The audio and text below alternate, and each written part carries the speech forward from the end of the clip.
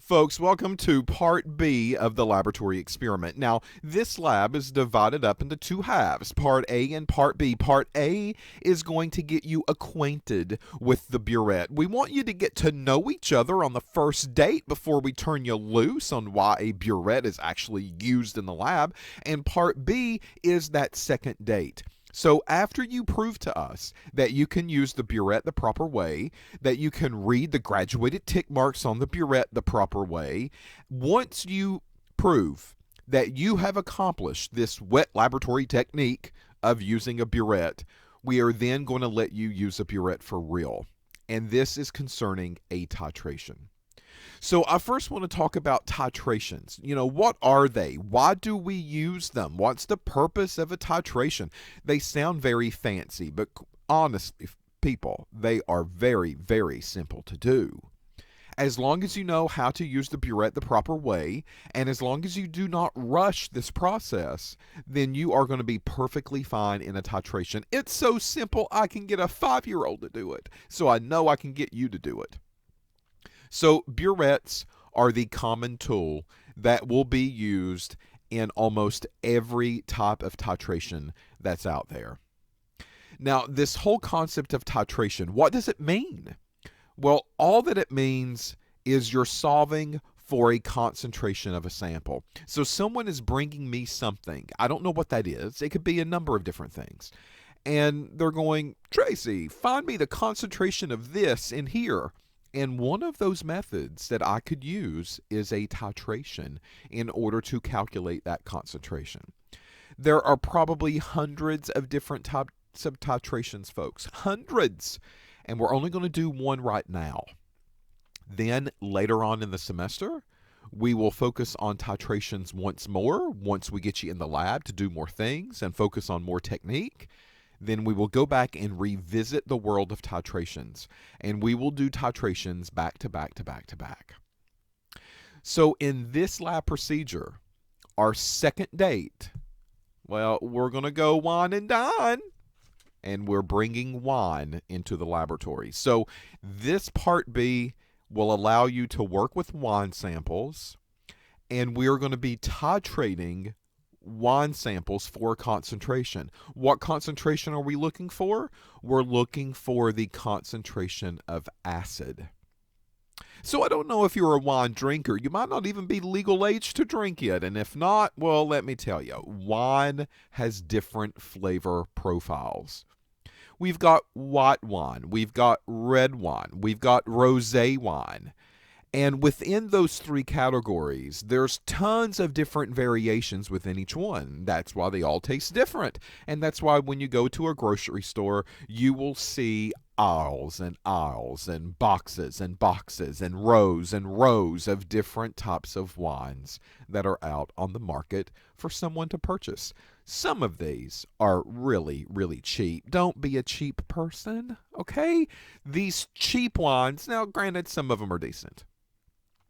But the cheap wines and the more expensive wines, as you would expect, are very different. Now, for a trained tongue, they are very different. If you're not really a wine drinker, you're going to taste one and go, bleh, and then taste the other one that's $20, $30, $40 a bottle and go, bleh.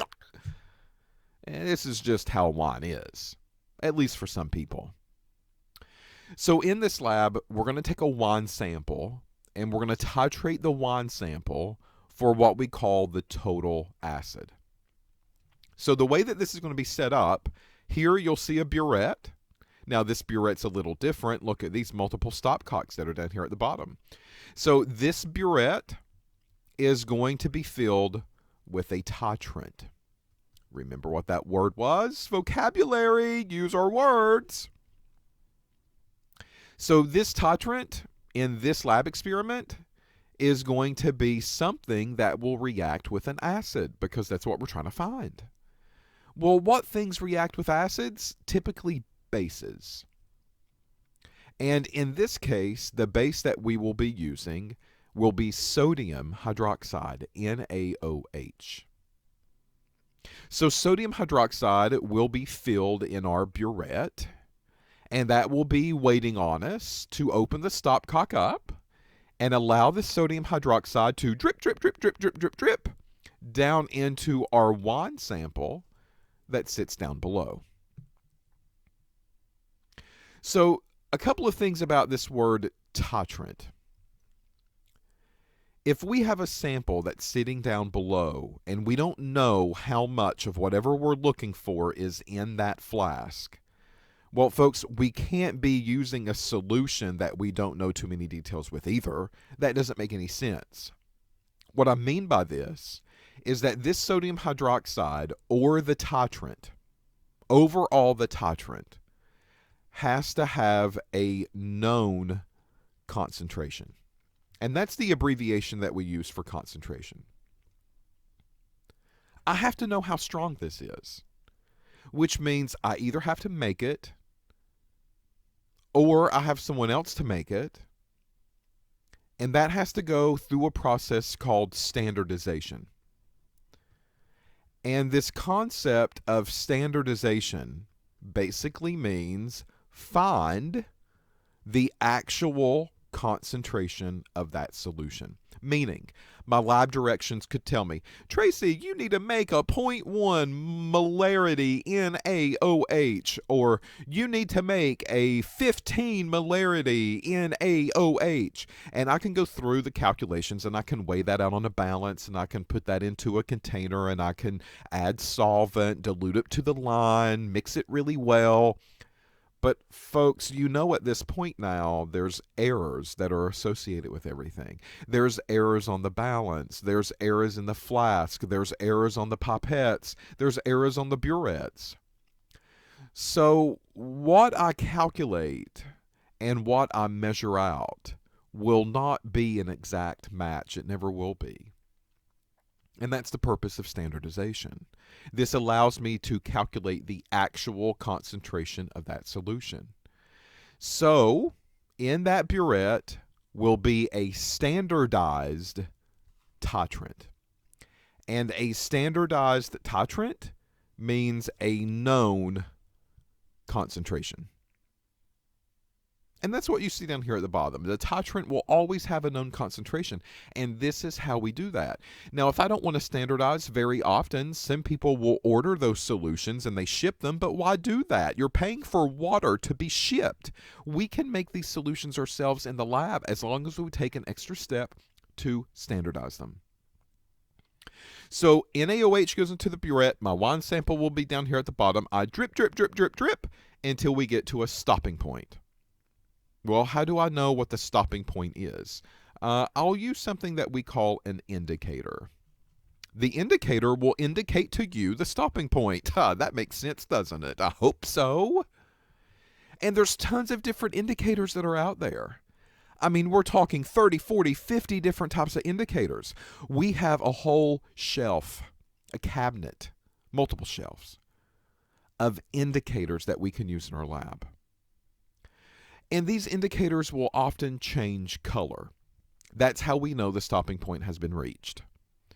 Okay, well, changing color, what does that mean? It just depends on what you use. It could go reds and blues and orange and green, colorless, fuchsia pinks, black, blue. Folks, every color in the world is probably included in an indicator at some point, at some time, in some fashion.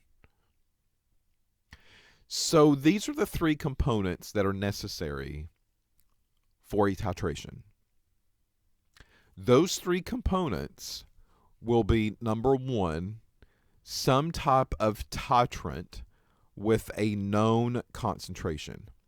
And that goes into your burette. Number two, you of course have to have a sample. You can't titrate things without a sample. And number three, you typically have to have some type of indicator. Now, not every single time. There's different ways that we can do a titration that doesn't involve an indicator, but in general terms, an indicator will often be used. And this allows you to know when to stop the burette. So we're focused on wine this time around, and we're focused on the acidity in the wine sample. However, there's tons of different titrations that's out there. So for instance, when you go to your kitchen and you open up your faucet. You get some water into a cup. Well, that water could have calcium and magnesium in it. There's a titration for this, and this is a water hardness titration. You're going to do one of those a little bit later in the semester. Another type of titration that we can talk about will be a chloride concentration. So for instance, let's say I'm working in a pharmaceutical lab and they are using salt, maybe as part of the process. That salt has to be tested. That salt has to undergo quality measures to make sure that it is appropriate to be used. So there is a titration that will focus on the amount of salt in a sample, such as sodium chloride, NaCl. Well, toward the end of this semester, you'll probably also undergo a nicotine titration. So if I go and buy an e-vape, a cartridge, and bring it into the lab, there's nicotine probably in that cartridge. How much nicotine is actually present? That is a titration. So we can calculate the amount of nicotine in that sample as long as we have the proper setup for the titration. And then we compare that to the label. Is that company ripping us off? Are they saying, oh, you've got this many milligrams of nicotine in the e-vape, and then I go into a lab and I prove them wrong? Well, they're just ripping us off. We thought we were getting a certain amount and we really weren't. These are the powers of titration, and this is why we use them. And there's tons of different purposes in using them, and this is just one. So before we go further, let's talk about the process of wine making. This dates back to thousands of years, folks. I mean, look at this little guy. He's in a huge, big wooden barrel stomping on grapes. I think you probably have seen these images. But when I say thousands of years, we can actually trace it back to 6,000 BC. 6,000 BC was probably one of the first times that we actually have a recording of a process that was very similar to the fermentation of wine. And all alcohol, not just wine, but all alcohol, aka vodka, tequila, and the rest, are made in a very similar way. So what do we need in order for this fermentation process to take place? Well, I mean, the reason I'm doing this is because you're using wine today in a lab, and I want you to know a little bit of background about the samples that you actually are using. I mean, that makes sense, right? Why take it for granted?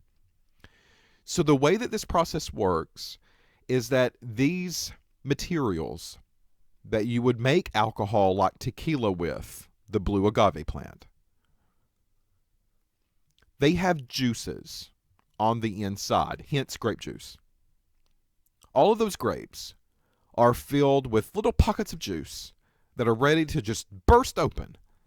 So why not stomp the heck out of them and squeeze all of that juice out of there? And that juice is typically a sugar-loaded material.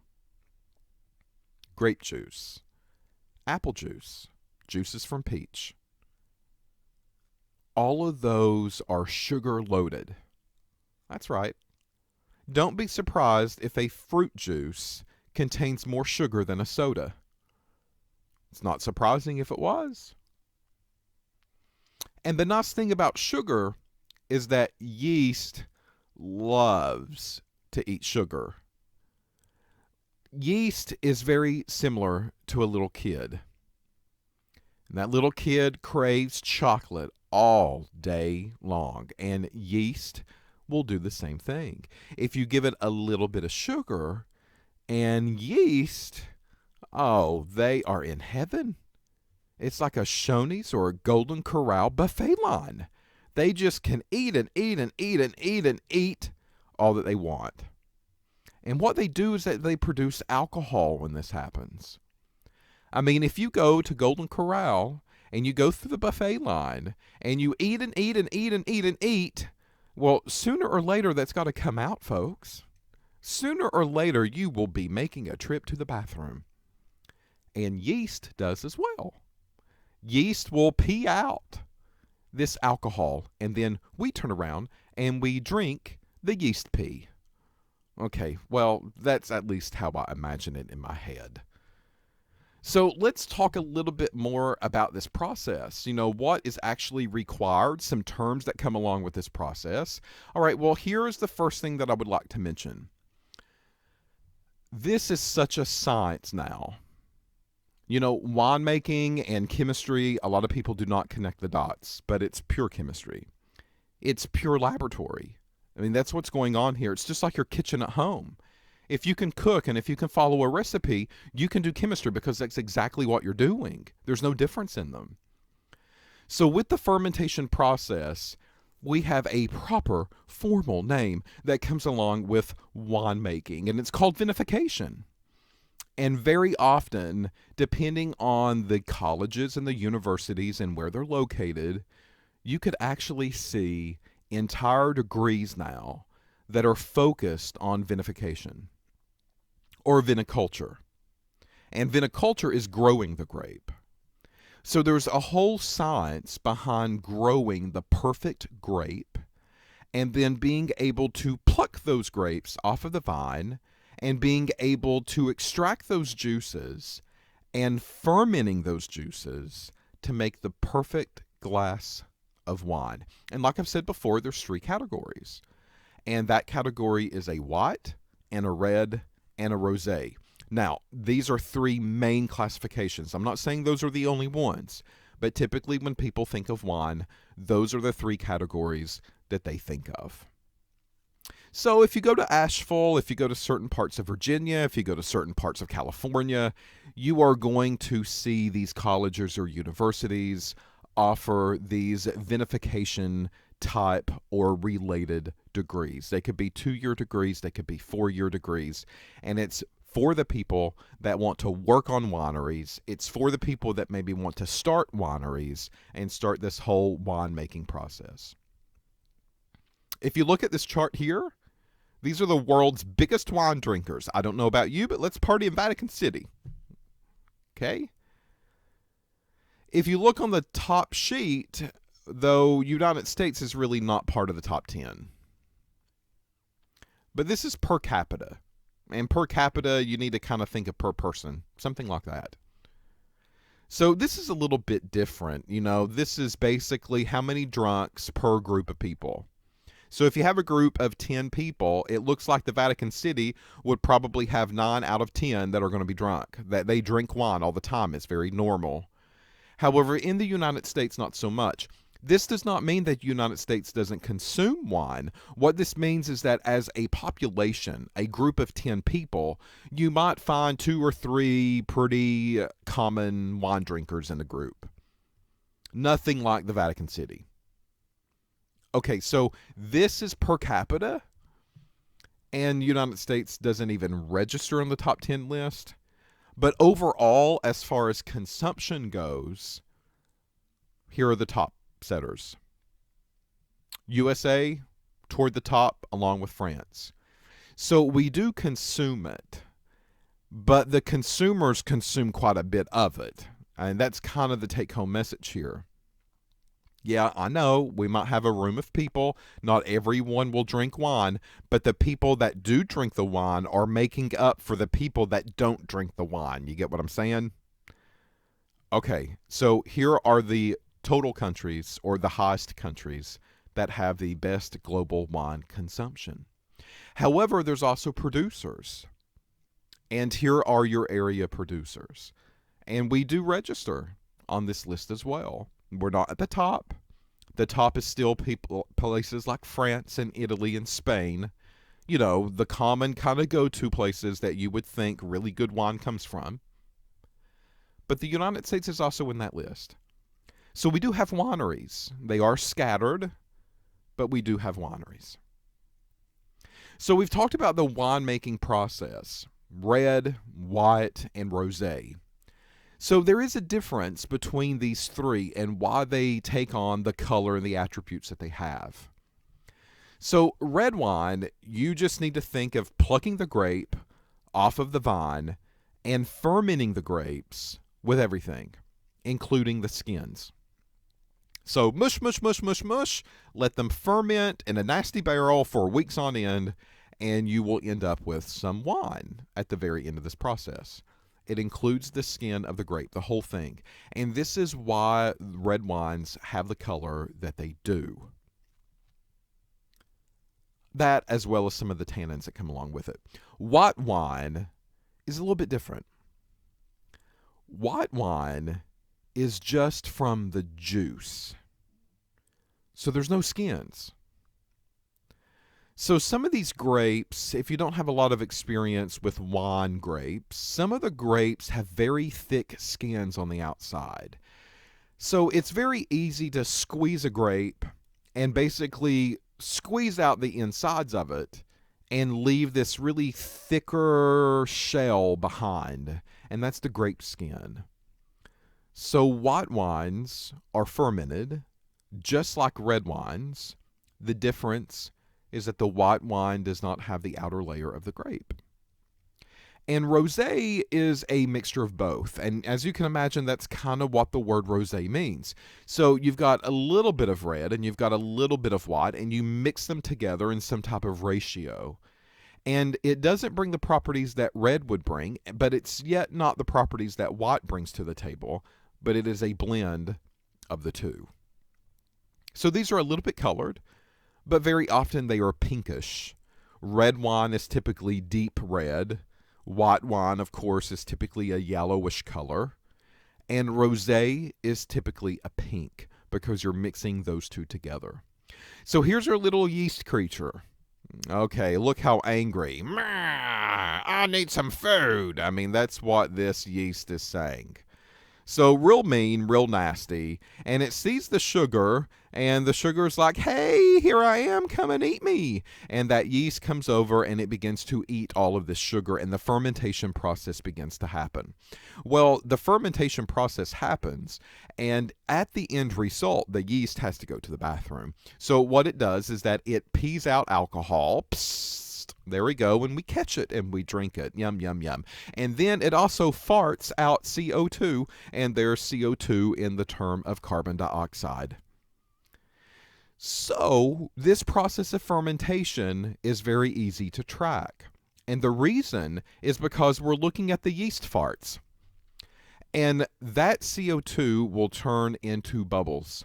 And bubbles will happen, and we can see those bubbles in that solution. And when CO2 stops, that means the yeast has stopped farting on us, and that means the yeast is dead at that point. The problem here is that the yeast that we have in our solution, it's peeing out the alcohol, and this is what we want. However, the yeast has to stay in the swimming pool with the alcohol, which is its pee. And this alcohol, as more and more and more of it build up, you can imagine, just stand in the swimming pool and just pee, pee, pee, pee, pee, day after day after day after day. Sooner or later, you're going to get sick because you're going to look down at the swimming pool water and it's going to be nothing but urine, right? Well, the problem here is that the alcohol actually kills the yeast out. So when that happens, no more yeast is alive. When no more yeast is alive, no more CO2 production happens. And this is a very good sign that the fermentation process has stopped. So after the fermentation, the wine can be handled a different ways. The wine can maybe be extracted and just sold as is. The wine could be filtered. The wine could be placed in barrels for storage. You can add different flavors to the wine. There's a number of different things that can go on with the fermentation process after this point. Now, a lot of people think that they're fancy, and they go to the grocery stores and they pick out these really expensive bottles. And it will say it's been aged for 50 years in a cold basement at someone's mansion. So this is why we're charging $100 for the bottle. Okay, give me a break. Whatever. Please give it up, folks. The issue here is that only a very small amount of wine actually tastes better from normal wine enthusiasts with wine tasters that are professionally trained. Only 5% of the wine will taste better after 5 years. So if you see a date on a wine bottle, aged for 10 years, blah, blah, give me a break. I mean, 5% actually has a better flavor profile from professional wine tasters. Don't waste your money. If you're going to buy a wine. It's the alcohol content that people are after anyway when they buy wine. So whether or not you pay $2.99 at Trader Joe's for a bottle or $20 at Harris Teeter for a bottle, folks, it's pretty much the same thing. You just got to find a flavor that you like. It's almost like a soda. So some people hate Coke. Some people love it. Some people prefer Pepsi a little bit better. That's a dark cola as well, but it's a different flavor profile. So don't fall for these gimmicks about wine being aged forever. Fine wine is aged well. No, whatever. Only 5% actually does. All right, so let's talk about this acid content. A lot of times when people drink a glass of wine, they think that the wine tastes very acidic or very bitter. Bitter taste, that's typically related to basic pH levels that are a little bit higher, very alkaline. But there are acids that are in wine, and the acids are coming from the grapes.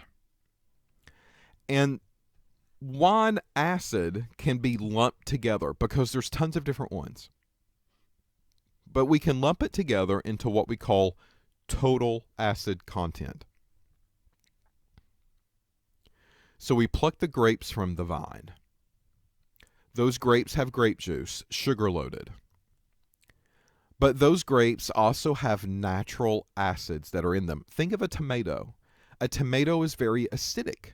A lot of people can't eat a tomato because it upsets their stomach because they are acidic. Think of lemons. Lemons are very acidic. That's why they taste sour to you. Well, grapes also have acidity, just natural acids that are present. And there's a number of different acids that are present. One outweighs the other, and we'll see that one in just a second. But this titration will calculate the total acid content. All of the acids that the grapes bring to the table, this titration will be able to detect them, measure them, and we can report them.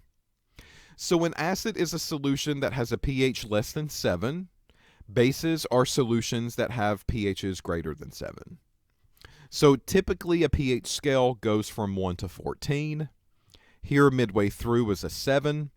And anything below a 7 will be classified as an acid, and anything above a 7 will be classified as a base. However, the pH scale goes below a 1 and it goes above a 14. A lot of people don't elaborate on that, but they do. We can get pHs that go negatives, and we can get pHs that go into the 20s. That's not uncommon for us. But the typical pH scale is 1 to 14, and that's what you see most of the time. And many solutions are just naturally acidic. Cola is one of them. Coca-Cola, Pepsi, all of those. They are acidic. They might surprise you on how acidic they are. And the definition of acidic is anything that donates a proton. And a proton is a hydrogen. A hydrogen that is missing an electron. So the only thing that's left behind is a proton. So that means these acids are in the grape, and there's tons of different acids that are present, and they're acids because those compounds can spit off a hydrogen into solution when they don't want it. And whenever a hydrogen gets freed up, this is the definition of an acid. Well, the main acid that we focus on in the winemaking process is something called tartaric acid. And we abbreviate that with TA, which is also the abbreviation for total acid, TA. And they kind of go hand in hand, and that's a good thing sometimes. So the structure of tartaric acid is over here to the right-hand side. That's what tartaric acid looks like. Each one of these little connectors, there's one here that's understood to be a carbon. There's one here that's also understood to be a carbon. There's one there that's understood to be a carbon, and there's one here, and that's also understood to be a carbon. We're missing some bonds on these carbons. all of these carbons should have 4 bonds. 1, 2 to the oxygen, 3, 4, so that one's good. The one with the OH group on it, this carbon has 1, 2, 3 bonds, so this actually has a hydrogen that comes along with it. That will make it 4. The third carbon here with the OH, same story. 1, 2, 3, we'll have to have a 4th, so a hydrogen goes there. And the last carbon in the chain, this carbon has 1, 2 to the oxygen, 3, and 4, so that one's pretty good. So this is the structure for tartaric, and I've highlighted the hydrogens that it will spit out to make it become an acid. It can actually donate 2 of these. So these pH levels affect the flavor of the wines. And different categories of wines will typically have different pH levels. And believe it or not, white wines are more acidic. A lot of people don't think that. A lot of people will drink red wine and they'll go, ooh, I can't drink that. That tastes like vinegar. Okay, well, that's not really true. Red wines do not have as much acid in them as white wines do. White wines typically go here on the pH scale of around 3s, and we'll see red wines on the upper 3s to 4. So there is a difference between the acidity. So if you're looking at acid content, and let's say that you get upset at your stomach a lot, and things like pizza sauce and spaghetti sauce gives you a little bit of indigestion or acid reflux. Well, out of the 2 different categories of wine, red wine might be a little bit better for you than white wine, and the reason is because this is not acidic as white wines are going to be. Also, take a look at Coca-Cola. Okay, Coca-Cola has a pH level of 2.5. That is 1 pH unit away from sulfuric acid, dilute sulfuric acid, which means 6 molarity. Whoa, right? Whoa, 6 to 9 molarity. Coca-Cola is that close to sulfuric acid? That's right. So Coca-Cola 2.5, lemonade 2.6. I mean, that's kind of common. It's acid. It's lemon. And then the white wines are a little bit above that, and the red wines are a little bit higher than that. So overall, red wines are less acidic, which is very surprising to some people. The tannins. And the tannins are basically a group of compounds that come from the skin of the grape. The tannins bring the flavors to the wine. And this is how the different categories taste a little bit different from each other, one of the ways at least. What type of grape is used? What kind of tannins are they bringing to the fermentation mixture? And those can be picked up, and different flavor profiles can happen. But it's the tannins that make the wine taste bitter, if it does taste bitter. In addition to this, if they put wine in a barrel and store it in a barrel for a long period of time, then different flavors can actually leach from the barrel as well. So, let's say that I have a barrel that had whiskey in it, and that whiskey has now been dumped out. The wood in the barrel has seeped in some flavor from the whiskey that was there prior. And then I pour this wine mixture in, and I let it sit in this barrel for, who knows how long, months or years. Over time, the flavor profiles from that whiskey could actually leach out of the barrel and go into this wine soup that I now have in the barrel fermentation process or storage process. I told you that tartaric acid was the main acid that we look for, but folks, there's tons of different acids that show up, and this titration will pick out all of these, and it groups them all together. So we will report total acid content with these. So tartaric acid up here at the top, that is the largest amount, but some of these other acids that are naturally occurring are malic and citric. And this is what we call fixed acids. They aren't going to evaporate. They are naturally present. They're going to be there from the very beginning of the grape. Now, throughout the fermentation process, the yeast is going to eat the sugar. The yeast is going to poop out or pee out the alcohol and fart out the CO2. Well, there's going to be some natural changings of acids as well throughout this process. And all of these over on the right-hand side are the fermentation acids. So I'm seeing things like lactic acid and succinic acid, but I'm also seeing things like butyric acid.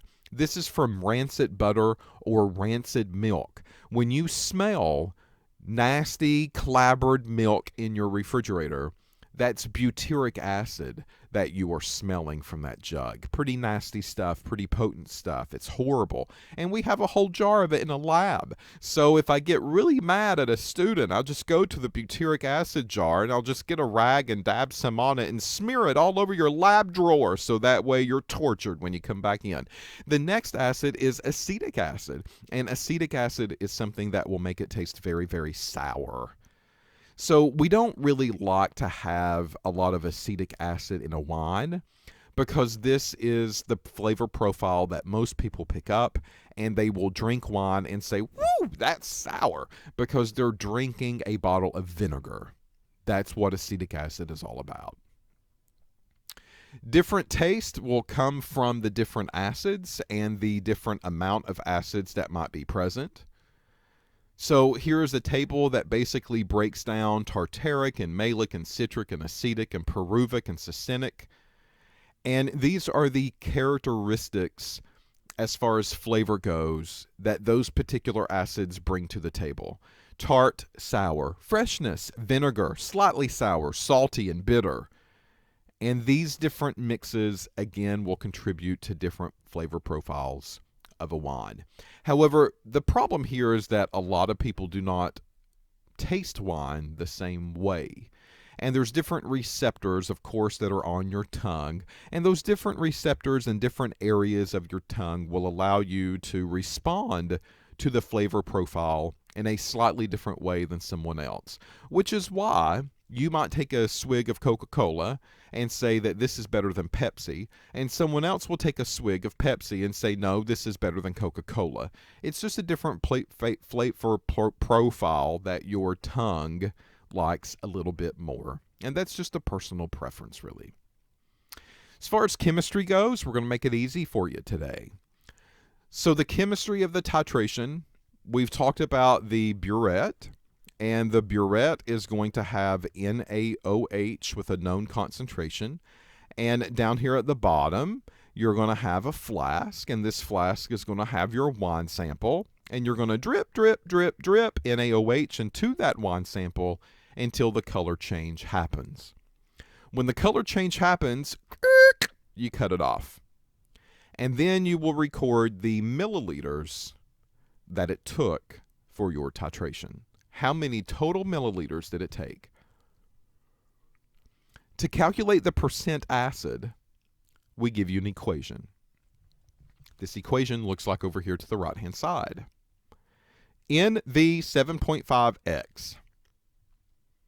All right, so N is going to be the concentration of the NaOH, and this concentration is what's going to be on the bottle. V are the milliliters of NaOH that it took. 7.5 is just a constant. And this is a constant based on the mathematics of how NaOH relates to the total acids. You don't really know where that 7.5 is coming from. We're not making you go through the full-blown calculation of a titration anyway. That's later, not now. We just want you to get used to the idea of a titration. That's what we're doing. So we're making the math very easy for you. And then X will be the milliliters of wine that you have used. So did you pipette 5 mils? Did you pipette 10 mils? Did you pipette 1 mil? That will be the value for X. The biggest mistake that people forget to do here is that this top part, folks, that has to be in parentheses. You have to do the top part first. So take the concentration of sodium hydroxide multiply it by the mils of NaOH that it took, and multiply it by 7.5. Once you get that number, then that number is divided by the milliliters of wine.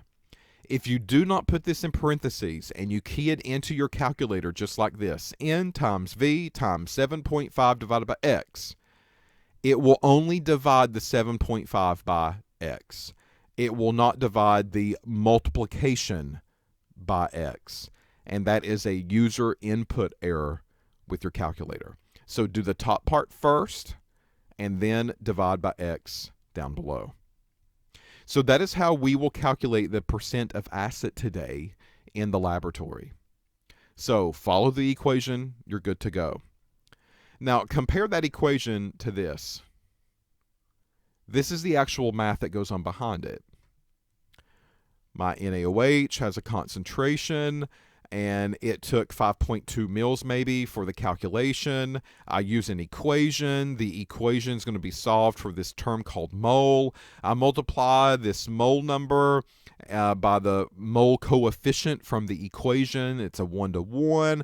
I'll take the moles, and then I know that that's moles of tartaric pretty much, and I multiply by the formula weight for tartaric to get gram, and then I'll take this gram and I'll divide it by the gram of the wine, and I times it by 100, and I get a total acid percent. You want to do this? No. You don't want to do this right now, and I don't blame you for not doing this right now. But this would be the alternative scenario here. And this is how a lab typically is structured. A lab is typically structured like this up here at the top. They don't want you to go through all of this math, all of this garbage, just to get to a number, especially in a working laboratory that does the same method over and over and over. They don't want to take the gamble of you messing up a math problem like this when they can simplify this down a little bit easier and say, here's the simplified version of the equation. So just use this equation and you'll get an answer. And that's how we're going to treat you today. Now, we are going to talk about how to do this part of the math, but we're going to wait till much later on in order to do this. We're not going to do it now at the beginning of the semester. So this is your introduction to a titration. You're going to be using a burette, sodium hydroxide. You're going to be titrating wine. You'll have to have an indicator. Sometimes this indicator might be hard to see as far as the color change goes, so be careful with it. And that volume and that concentration of NaOH will allow you to calculate the total acid content in the wine samples that we bring to the lab. The only thing that we ask, don't go taste testing. Okay? Don't taste test the wine in the lab. That is illegal on the Cape Fear campus, and that's illegal in our lab as well. So just keep that in mind. It might smell good. You might be tempted, but don't go sipping. Even if it gives you better answers, and sometimes it might, don't go sipping the bottle. So we'll see you in the lab.